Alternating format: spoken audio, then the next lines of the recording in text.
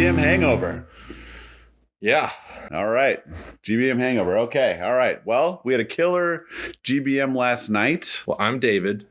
Oh, wait. Who are you? Wait, that makes me crazy. Okay. No. Cut. Take two. All right. All right. GBM hangover. New episode. Welcome to the podcast. I'm David. I'm Chris. And we're here to talk about things. Hangover. Hangover. I know. Yeah, it was a night last night. Yeah, we had a good time. Well, and sorry for not having an episode out for 2 weeks. Yeah, well, everybody's been doing things. Honestly, when we don't have something that's good enough to release, we don't release. We've actually canned a couple of episodes. So yeah, that's true. If you think this is bad, just imagine what we don't. Imagine when it's too bad that we don't want to release it. For real. This is the good stuff you're seeing. Oh man. Yeah. Wow.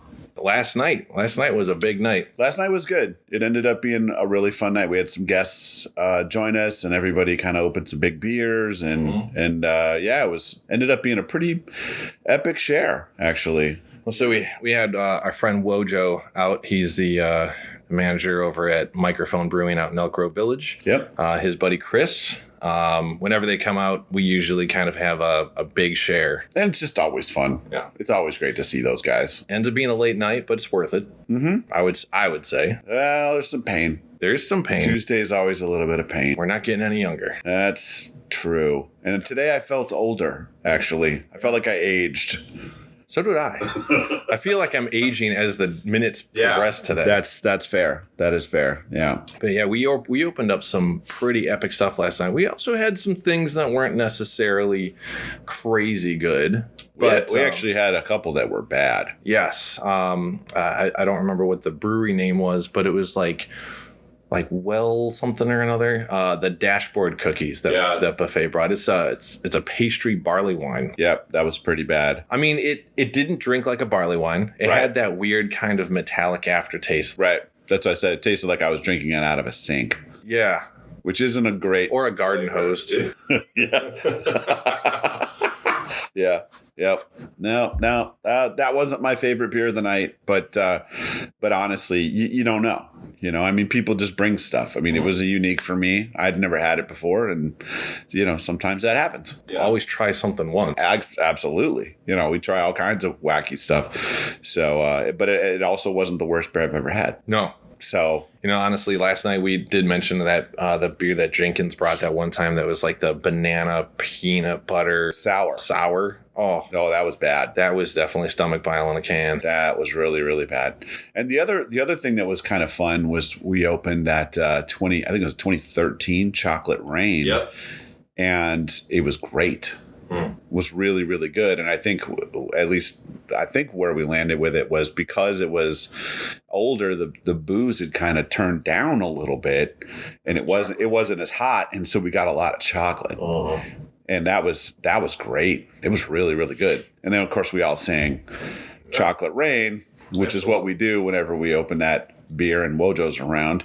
And we put on Purple Rain and we all sing Chocolate Rain, which is kind of dumb, but also really fun. You know what? It's all about camaraderie, man. It's about camaraderie. So that was a good time. But yeah, so the 2013 Chocolate Rain, that was kind of back in the time when I think I was actually starting to get into like the Black Tuesday trading and all that. Like I think I mentioned to you last night, my oldest Black Tuesday, I think is a 2012. And that was back when I think I was just trading beer, and I was able to trade for a couple of those. And I feel like back then it had a little bit thicker of a body. And so, the chocolate was a little bit more pronounced in the Chocolate Rains than they are now. Right. I don't know if it's because the batch is bigger, they're using less chocolate. Yeah, who knows? I feel like when we open new ones, it's just so boozy. Yeah. And that it's just the alcohol is just so up front because they're so high ABV that I just remember getting more chocolate out of this one than I feel like I've gotten as long as I can remember. And that might be a time thing. It might be. It might be a time thing, and maybe, like you said, maybe it was just made differently then too. Mm-hmm. I don't know, but it was great. It was really, really good. Well, then Walker came in with that Black Blender's Tuesday Choice. Blender's Choice. That was like 23% or something like that. That thing was crazy. But it was also fresh. So that came out 2024. And again, as we were kind of talking last night about, like, if it's Blender's Choice and this guy decided this was the best version of this, why aren't all of them that way? What did the blender not choose? Why did you release the other version? Why did you release the non-Blender's Choice? Like, the blender didn't like this one. Ship it. Right. We'll just call that regular Black We'll Tuesday. save the Blender's Choice for a special release. Like, what? Why? He didn't like that one. That's the one we'll go with. Must have been enough money barrels that they were able to actually hit that 23.5% too. Right. Also very good, though. Yeah, it was a really good one. You had pulled out the Brasserie Blanc and Noir from Goose Island. From Goose, yeah. I had those were my last ones of those. What years were those? 17 and 18. Okay. The Blanc is a 17 and the Noir was an 18. So it's got some time on it. It does. Yeah. And I remember from last night that the Blanc actually was a little bit more just alive. It had more presence to it. The Noir did kind of have some age on the nose, and then it also just kind of tasted a little old. Mm-hmm. Oh, we got Stout coming to join us here, so can't have a podcast without him. Yeah. So if you're watching at home or if you're watching this, you can see Stout has joined the podcast. He's usually here for these, I feel like. But if you're listening to this, it's my black cat. His name's Stout. Anyway. Then of course Wojo brought a ton of different beers, and he always does. He always does. And he brought out those Gnosis beers that I think we established are from Indiana, and those things were incredible. Yeah, there was just some real rich, adjuncted stouts, and they're great. Yeah, the What About Love, the microphone collaboration. Yeah, that was straight up Neapolitan. Yeah, great strawberry presence. Strawberry, whoa. Yeah. And strawberry's such a soft flavor. I remember we opened that and I was like, wow, the strawberry was just intense.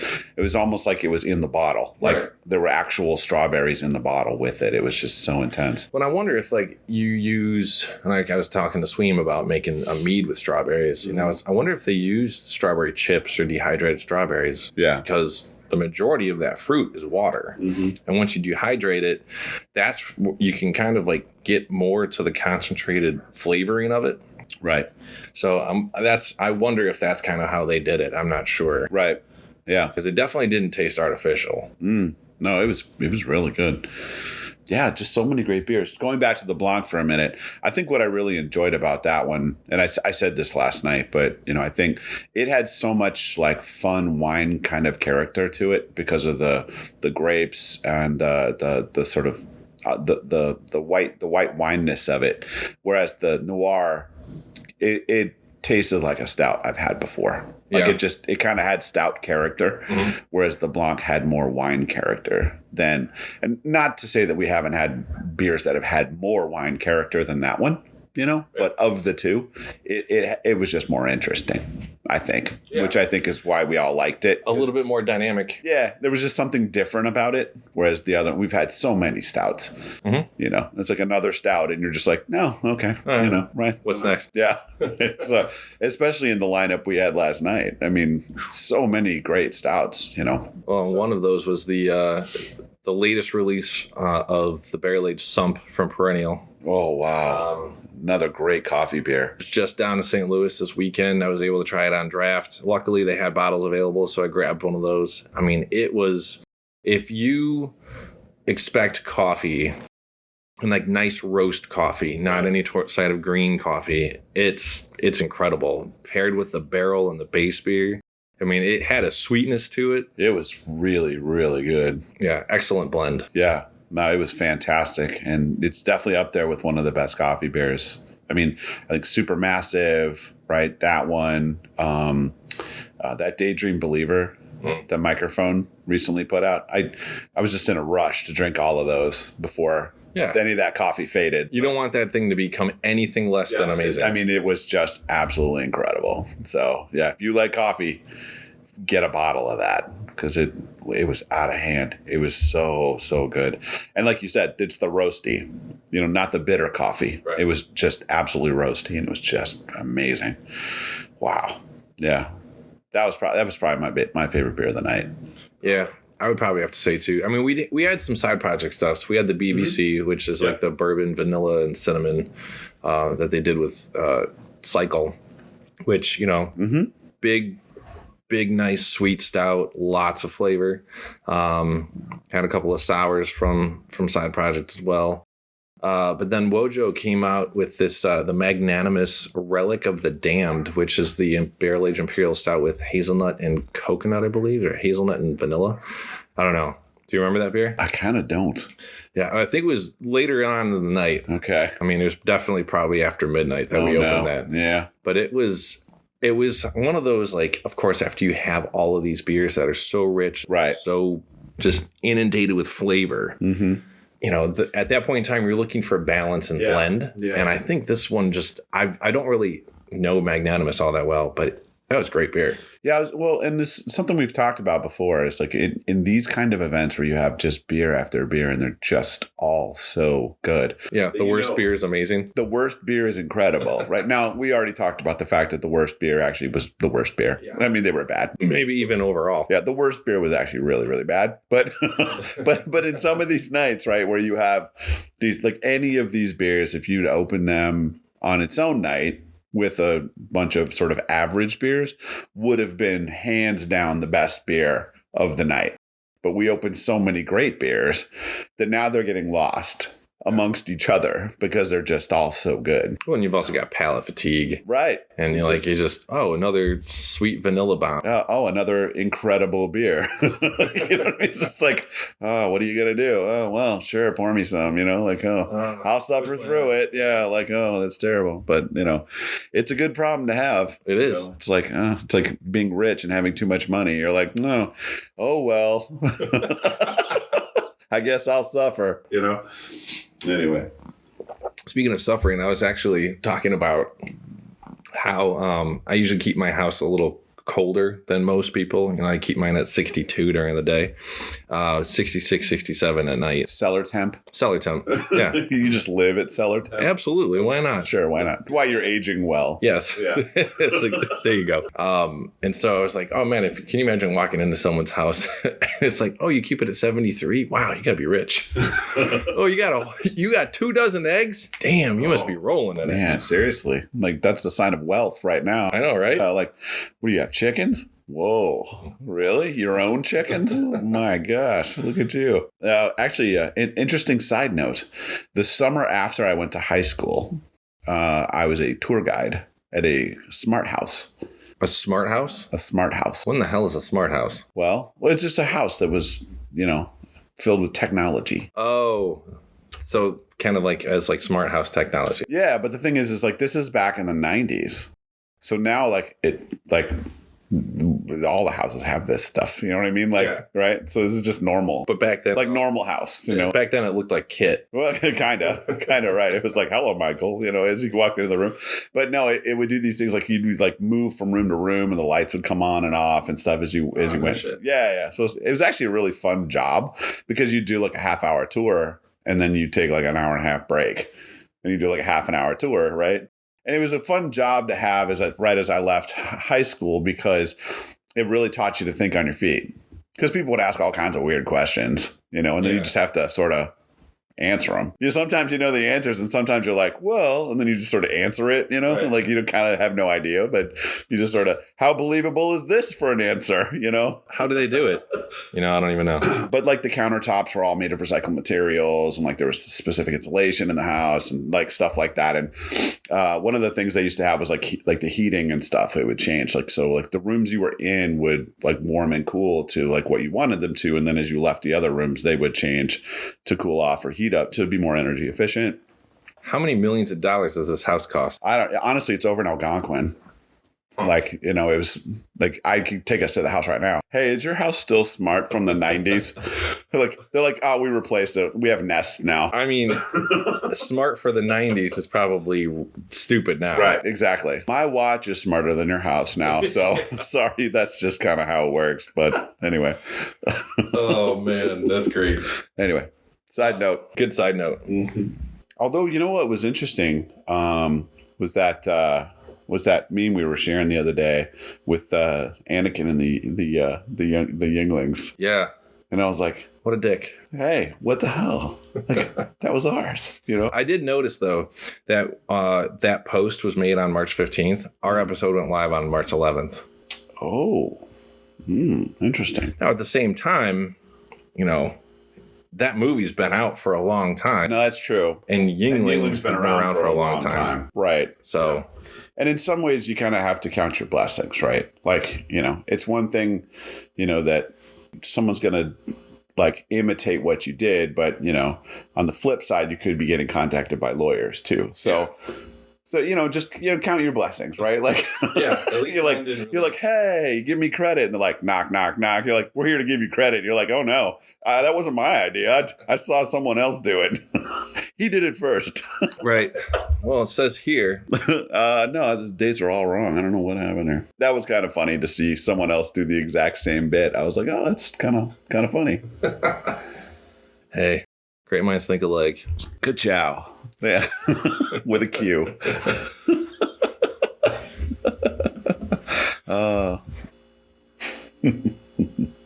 Baby oil. Yeah. I mean, if olive oil's made out of olives and peanut oil's made out of peanuts, then the hell are we talking about here? Right. Yeah. Gross. I guess if you squeeze them hard enough. I mean, yeah. Yikes. Yeah. Oh, God, what was that? There was some TV show or something. Oh, there was a comedian recently. I was going to bring this up earlier when we were talking about chickens. There was a comedian I watched recently. I don't know. We're on the same algorithm, so maybe you saw it.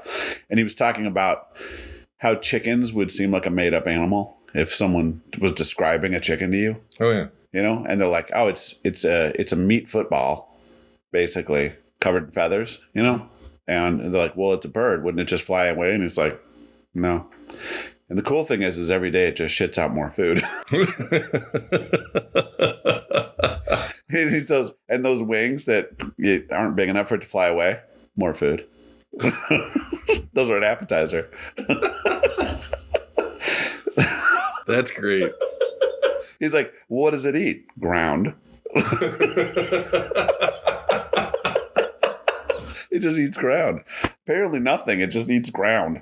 You have ground on your farm? Because that's what it eats, is just ground. Ground. I watched that and I was just like, oh no.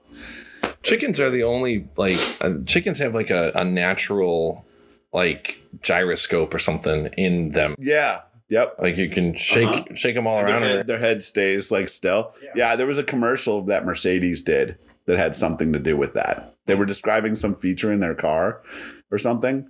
And then they had a chicken and they were like moving the chicken around and the chicken's head was staying completely still while they moved That's wild.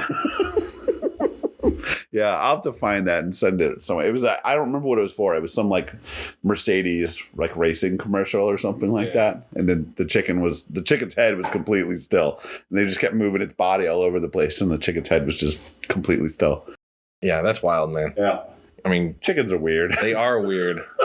And yeah, I would totally agree. Like a total made up animal if like you were trying to describe it to somebody. I mean, I think about some people trying to describe things to me just in general. I'm like, man, all of the renditions that I went through in my head. Yeah. If I had to draw those out, they'd be fucking nightmare. You know what I heard about on the news today, which is an interesting topic?